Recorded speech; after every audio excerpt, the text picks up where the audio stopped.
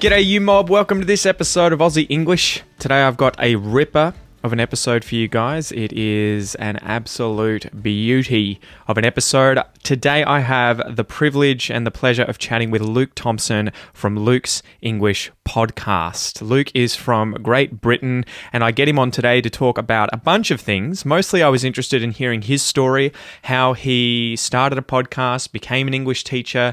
He's also a comedian and he currently lives in France. So I was interested in hearing his story, but we also talk about things like social media and raising children, or at least being raised today with all the social media, smartphones and everything around kids, because we talk about his growing up and what it was like before the internet, right? Before we had access to smartphones and before everything that we did was recorded and put online, right?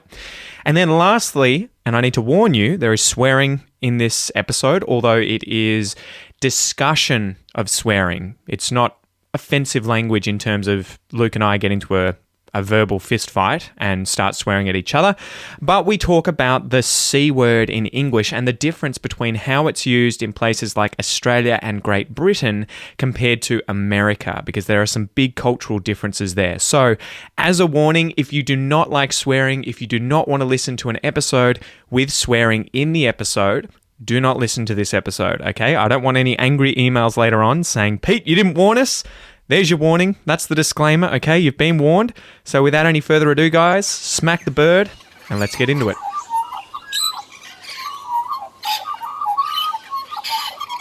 G'day, you mob. Welcome to this episode of Aussie English. Today I have special guest Luke Thompson. So Luke is the Luke from Luke's English podcast. And I told him before starting the show today, and I'm sorry, you'll be able to say thank you. And you know, it's good to be here in a sec, but I thought I would tell you the story that my wife, when I met her on YouTube through teaching English, she got onto me and she was like, "Oh, I really like your podcast. It's almost as good as Luke's." And I was like, "Who the hell is Luke?" And she put me onto Luke's English podcast, and I was like, that guy, yeah. I've sent him a few emails, but he never replies. And this was like years back, and she's like, "Oh man, he's amazing. You got to have him on." So fast forward 5 years, and here we are. So Luke, welcome to the podcast. Finally, it happened. Wow, that's funny. Sorry, I didn't reply to your emails before. I don't know what happened there. Man, it's all good. I don't even remember if I sent one. So who knows? Maybe I was high. Maybe I was smoking something. But I'm glad that we're here. Maybe. But wow, yeah. That's really cool. So, all right. Well, thanks to your wife for sort of introducing you to my stuff. That's great. I know. Well, it's really funny. It's a small world too, because I was saying to her just before, it's so funny. Every time I interview someone, she's like, "Who is it?" And I'm like, "You're not going to know them. You know, leave me alone. Get off my back. just calm down. It's some author that you haven't read the book of or whatever." And I said, "Oh, I'm interviewing Luke." And she's like, "From Luke's podcast." Wow, really? Yeah. Well, I'm more famous than I realized. Well, it's funny for her because she's from Brazil, having learnt English as a second language only a few years ago. And she was learning from all these people. And now I'm sort of in this world talking to a lot of them. And she's like, "It's so weird." And I'm like, So wait a minute. So you met your wife, and I'm just going to go out on a limb here and sort of positive theory, which is you met your wife, and I suppose that her level of English helps in you two getting together. If she didn't speak such good English, it might not have happened, right? Exactly. She spoke phenomenal English, so maybe you can claim credit for that. So I'm now taking credit for the fact that you're with is she your girlfriend? No, she's my wife. It's your wife. We've got a 1-year-old son. I owe you my son's life as well. I'm going to take credit for all of it. Okay, it's all thanks to me and obviously all the other podcasters that she was listening to. I'll just walk out and just say, afterwards, you're welcome. He said you're welcome. Yeah. So anyway, mate, I wanted to get you on the podcast to obviously have someone from the homeland on the podcast, but also because you have a pretty interesting background. Can you tell me and the listeners a bit about where you were born and where you grew up and what it was like? Oh, okay. So I was born in a town called High Wycombe, which you've probably never heard of, I suppose. Yeah, I don't think I have. I would be lying, I think, if I said I did. So it's just sort of just outside London, just to the northwest of London, and So that's where I'm from. But I didn't really live there growing up. I lived in West London with my family, and that was in the 80s. So there was lots of just sort of stuff playing with Star Wars figures and riding around on BMX bikes and watching films like BMX Bandits. Do you know that film? What's got Nicole Kidman in it, right? Nicole Kidman's in it. She's Australian. Yeah, exactly. It's an Australian film, isn't it? BMX Bandits. I think. I just know that she's in it. So yeah, as far as I remember, it is an Australian film, and we used to love that film. And it's all about BMX kids, like riding around, doing sort of cool tricks on BMXs and stuff. And Nicole Kidman's in it. So yeah, just fairly normal kind of childhood. And also we moved to the countryside, sort of in the middle of nowhere, just outside Birmingham, and so lived there from about the age of 9 till about the age of 18 or 19 when I went to university. So, sometimes spent growing up in London, sometime in the Midlands. And and then, just a normal sort of life in the 80s growing up, as a kid, watching Ghostbusters and Indiana Jones and stuff like that. How much has life changed compared to the 80s growing up in Britain compared to obviously today, 30, 40 years later? I guess it's probably the same as it is in many places, that the internet has suddenly become so pervasive in our lives that I look back on my childhood and think how amazing it was that, we didn't have the internet constantly there all the time. And also growing up as a teenager, I'm very glad that I grew up without smartphones and without the internet everywhere and without Snapchat and all those different things and Facebook and stuff like that. I was completely free from that kind of pressure. I'm just imagining going to a party as a teenager these days and doing something stupid, as you do when you're going out and sort of getting drunk or something like that for the first time. These days, you've got to be careful because everything's being captured all the time. And it's almost like these days, it's starting to get to the point where you have to live your life as if it's being live streamed. Yeah. We're getting to that point. I remember once I heard a really interesting presentation from a student at school, and he was a Swedish guy who worked in the government and stuff like that. And he gave this talk, and one of the things he said was, these days you have to do everything as if it's going to be published on YouTube. So it's almost like you've got to, you can't really relax as much as you used to be able to in some respects. The thing that scares me the most in today's day and age is the fact that you will be held to account by the worst thing you've ever done that can be found online effectively. Yeah. So that at any time everyone reserves the right to go through your Twitter or Facebook and find the worst thing you could have said, or at least the worst possible interpretation of something that you would have said. And that can at any time haunt you in the future. I think a good example was that Kevin Hart that got done recently with a joke that he made. I don't know if it was a homosexual joke or a trans joke, but he made some kind of joke 14 years ago, and he missed out on hosting something like the Oscars or something. I think it was the Oscars. Yeah, because he'd made a joke when he was, almost 2 decades younger. And you're just like, what is this? Like, it's just crazy, right? Yeah, just also the sort of almost the level of vigilantism that goes on online on places like Twitter, where you can just be destroyed for something, and it's almost like career-ending stuff. Even though it's not really following the rule of law, it's not the proper legal process for bringing someone to account for something that they've allegedly done or said. Yeah. These days, it's kind of like the mob rule of social media means that people have to watch themselves quite a lot. I mean, to some extent, it's good because it means that people are being held to account for the things they say and do. But on the other hand, sometimes it feels a bit like a kind of kangaroo court, to coin a phrase. Yeah, that's a good one. Do you say kangaroo court in Australia? Yeah, I think I looked this up and was thinking, it's got kangaroo in it. Was it made here? But I believe it's an American expression, isn't it? It may have. Yeah, I wonder what the origin of that phrase is, and whether it's sort of like a politically correct thing. I wonder if it's like we'll find out it's a racial slur somewhere. Yeah, a huge against racial Australians. slur. Yeah, on the behalf of the Americans. Well, I think this is some kind of kangaroo court.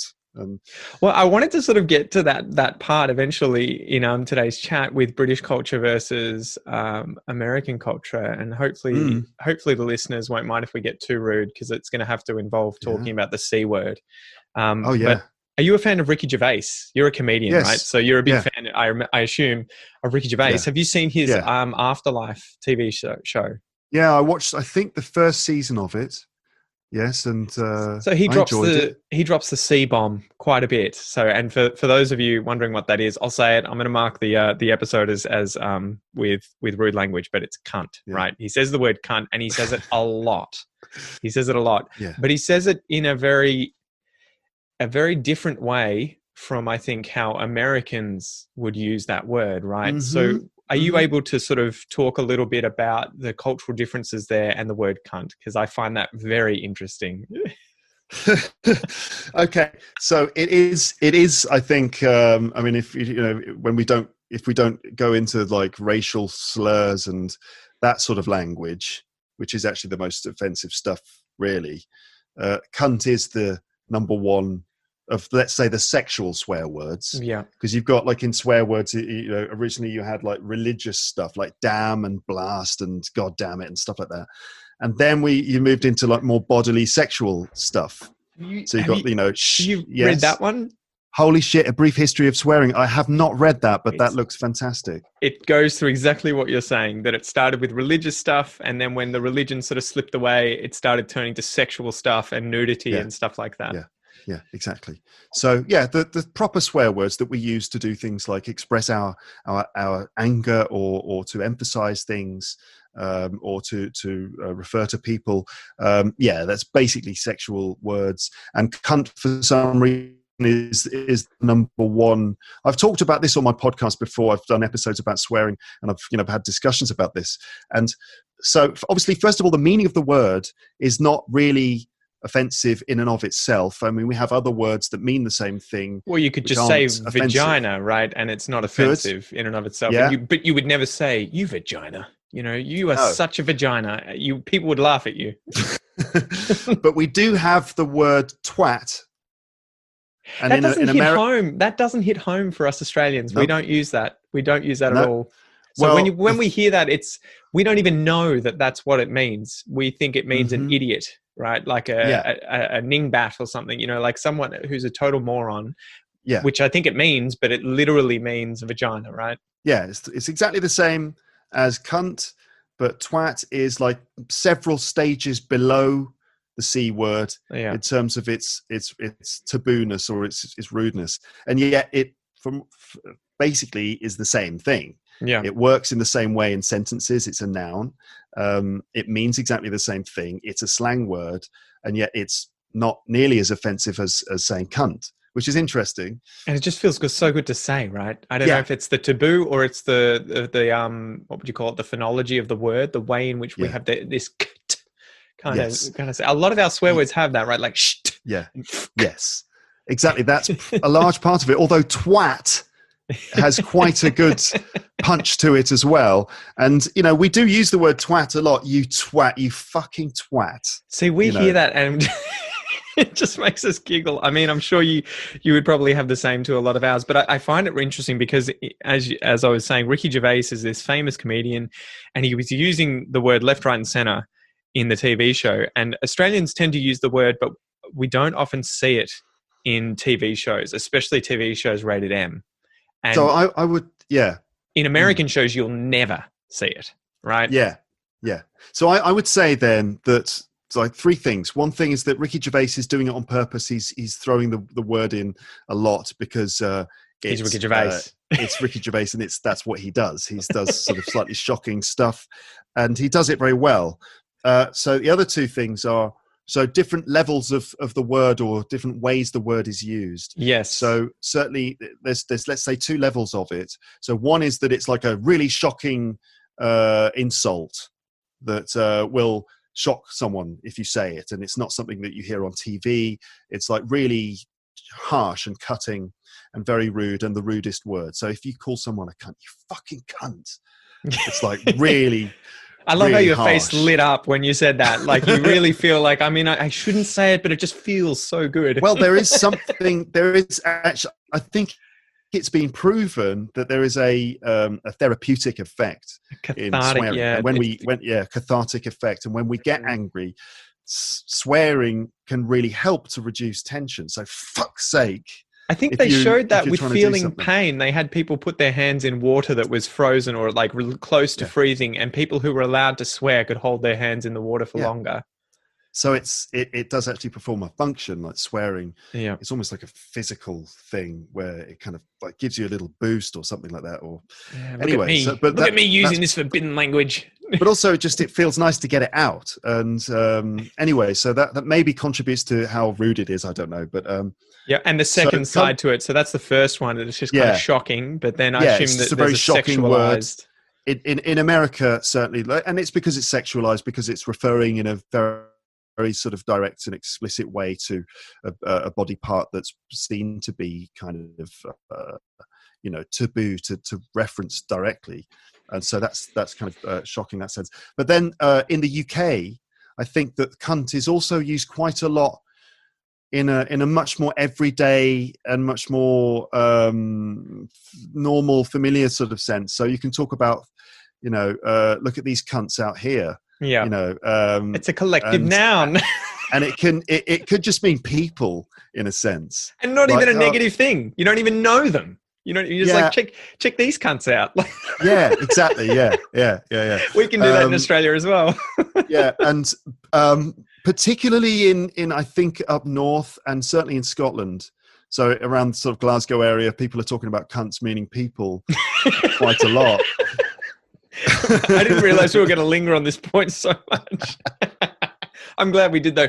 But yeah, so I think the main point I wanted to get to was the fact that Americans don't use the word at all unless they're using it in a very sexist way from a man degrading a woman, right? And calling her a cunt. Yeah. And that is why I think that's why they avoid it like the plague. Whereas in Australia, I think it would be the inverse, where you can use it on women, but I think the majority of the time you will ever hear the word, it will never be used on women in that way. It'll be used from a man talking about another man in a friendly way. Yeah. So you'll say, what's up, cunt? How's it going? if you're really informal with that person, it's a good friend. Almost jokingly, I'll do that sometimes. Like Kel today was saying, we're teaching my son to say g'day, right? So every time I see him, I'm like, g'day, Noah.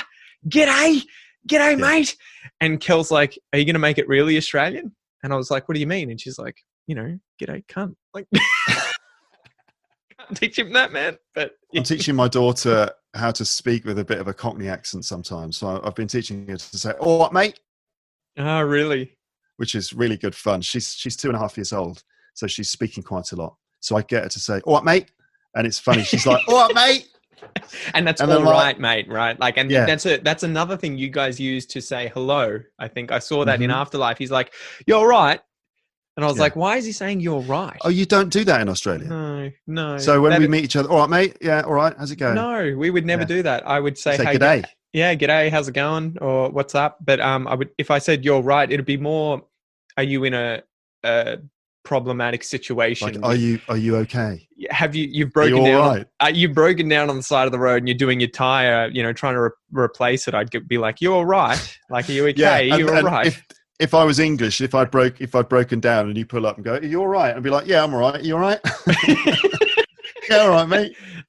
Far out, man. So, can you, after all the swearing stuff, can you tell me about how you started your podcast? Yeah. So, well, I mean, like kind of when I was with my brother in the 80s and stuff, we used to have these tape recorders. You might have had them too. They were sort of like this rectangular shape, with a speaker and a tape deck. And you could tune into the radio and you could record the radio on it. Yeah. And they had often little microphones inbuilt and you could record your voice. So my brother and I used to do our own stupid little radio shows, and we would record commercials, adverts and stuff. and fool around doing different voices and things like that. And so I always wanted to do similar things, like record stuff and produce things. And I sort of did a few YouTube videos and some funny things, but I didn't know what to do with it. I needed an audience, really. Yeah. And, I'd been teaching at that point for probably about 10 years. And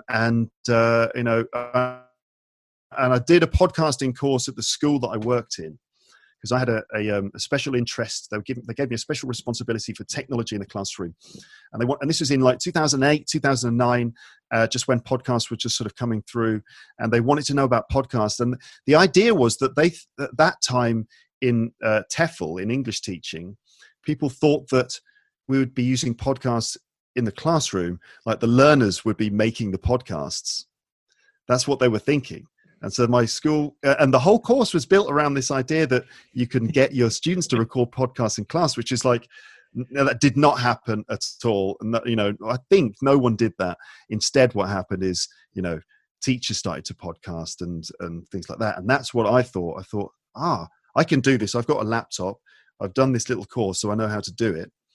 And so I know there's an audience of people out there who are learning English in the world. So I need to just make something fun and something kind of personal, make it a bit like a radio show, and hopefully I'll be able to get an audience, and sort of just started from that, and it's carried on. I'm still doing it 11 years later.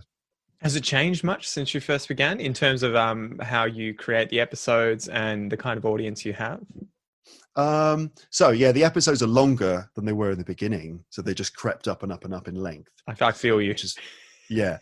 You experiencing that too? Yeah, and I never checked with anyone. I just sort of did it.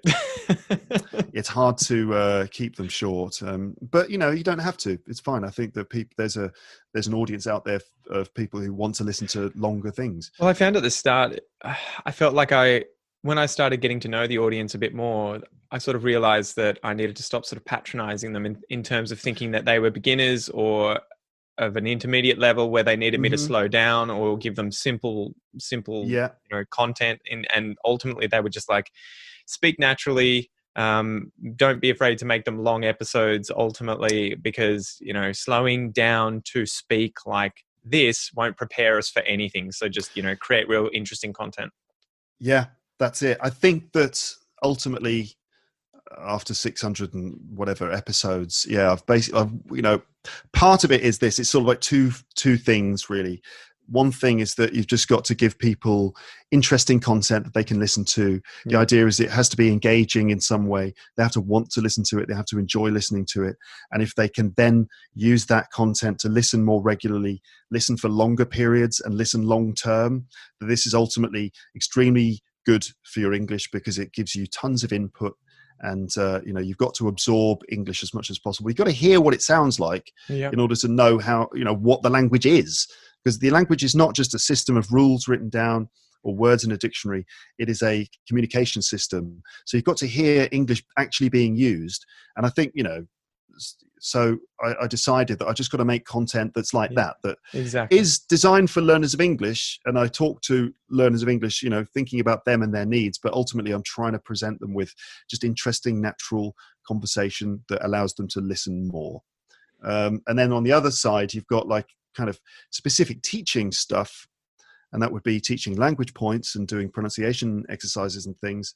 And I used to do that a lot more in my earlier episodes. There was like definitely a language point in each one. And after a while, I started to break away from that. But I've come back to it because I do my premium episodes, and that's all about teaching the language. And I think something like episode 75, it was like, I'm going to just do an episode where I just talk and I've got nothing planned. It was like a really big deal. Like, is this a good idea? I was so concerned that no one would like it. And I did that. It was like, let's see if I can talk for 30 minutes and I'll stop it. And I managed to do it. And then I realized, I can just kind of do that. I could just do my kind of late night radio show kind of thing where I just ramble on a little bit and tell stories. And that's equally as good, if not better, than the teaching stuff. So yeah, I think that I always wanted to put my creative energy into doing it and try to do as many weird and different things. And in the archive, I've got loads of pretty odd stuff that I've done. which is the great thing about podcasting, is that you can just kind of do anything.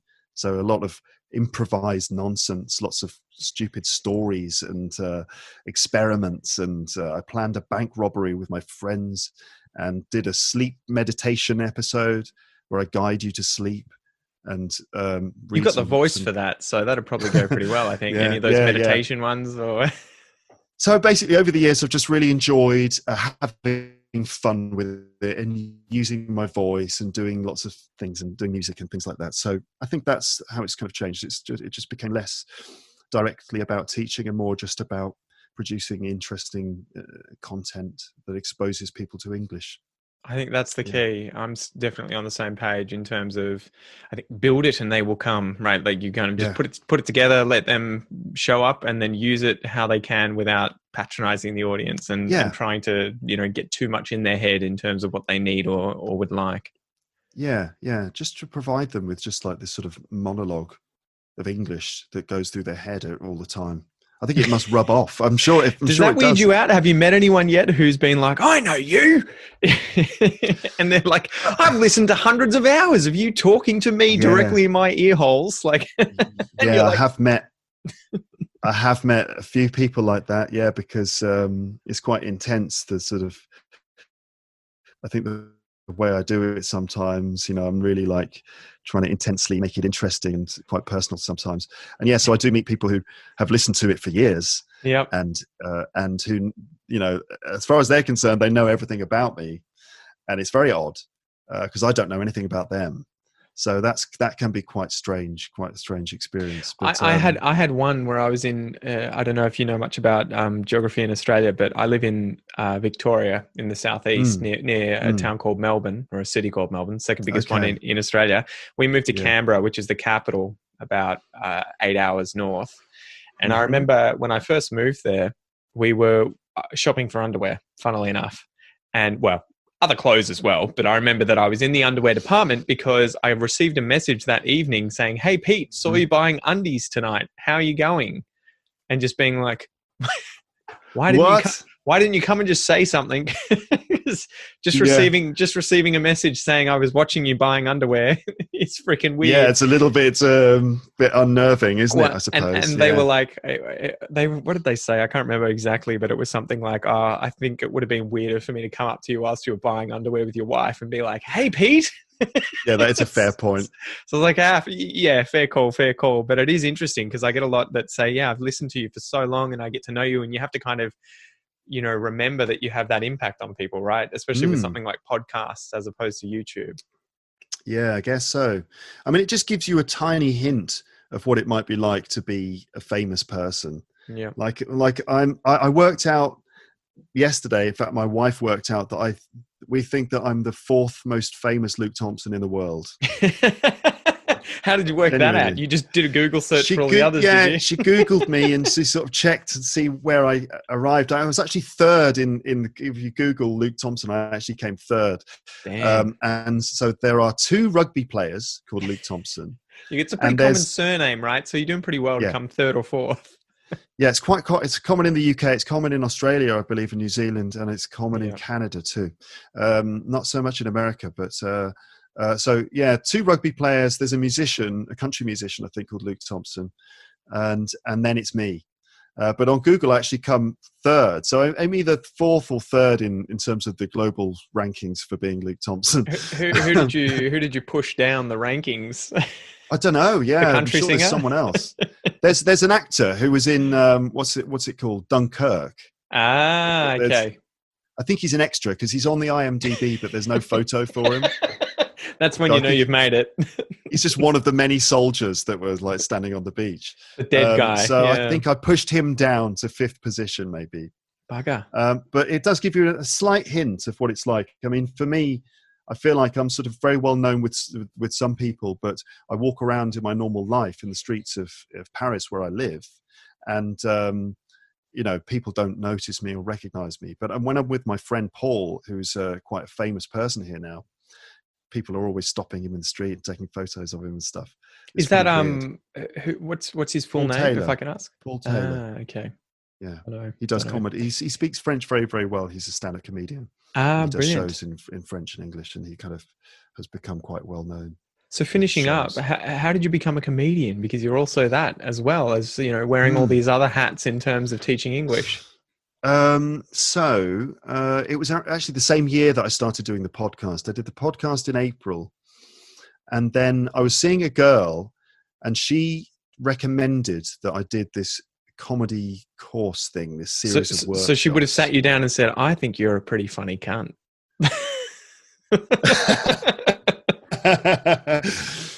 Yeah, she did actually. She said, because I'd made these videos which have since been lost, these stupid comedy videos. And she thought they were really funny, and she told me that I should do this course. And so she put me onto it. The relationship didn't last. It didn't work. But I did the course. And basically, yeah, I'd always wanted to do stand-up, but I'd never thought I could do it, and didn't know how to do it, but I always wanted to do it. And in the course, you basically learn the basics of certain things, like even down to taking the microphone out of the stand, knowing how to position the microphone, understanding the lights and stuff, and also how to build a 5-minute set. And you learn different sort of joke creation techniques and games and things to open up your mind. And the first half of the course was excruciating because I felt like I wasn't funny, no one was funny, and it was really painful. We were really out of our comfort zones all the time. And then for me, around the middle of the course, suddenly I kind of, it came to me, all the things we've been working on just sort of exercised this comedy muscle. And it was like, I think I can come up with funny stuff. And I started writing it all down, and I developed my 5-minute set, and then I started doing it, and my first gigs went quite well, and I got the bug for it. And once you kind of get the bug for doing stand-up, it's very hard to stop. I didn't do it enough in London because it's difficult to travel around and all that stuff. And then I moved to France, and funnily enough, there's a little comedy scene in English here. No kidding. I kind of jumped into that, and that was fantastic, and it kind of really helped. Because I got suddenly a perspective and a voice and a uniqueness. Either they're French people watching me, or it's American people, Brits and other people. And so, I was able to lean on my whole kind of Britishness a bit more, which kind of is quite fruitful for doing comedy. So that's it. And so I still do stand-up comedy, and I've kind of hopefully brought some of it into the podcast a bit. It just allows me to kind of do funny stuff sometimes. Well, I think we need more of that, though, right? In today's day and age, we need more people to be have a sense of humor, not take themselves too seriously. Comedy is very important. Yeah, I think so. Yeah, we've always got to try and have a laugh. It's good for you. It's like swearing. Yeah, that's it. Anyway, it's actually good for you. I've kept you for 30 minutes, and we're about to switch over onto your podcast. So as we finish up, where can people find out more about you and what you do, Luke? So probably the best place is just my website. So that's teacherluke.co.uk, teacherluke.co.uk. And they can find most of the stuff there, all my episodes, the premium stuff, and all the other things that I do. Also, there's my YouTube channel, which is just Luke's English Podcast on YouTube, or you can just search for Luke's English Podcast. I've got an app as well, so you can listen to all my episodes there. It's the Luke's English Podcast app on the App Store. And if you search soon. On the phone soon. Yes. If you search Luke Thomas too, you'll be third on Google, right? Third or fourth in the list, depending on whether that actor has got another job yet or not. Well, Luke Thompson, thank you so much for coming on the podcast. I really appreciate it. Pleasure. Thanks for inviting me.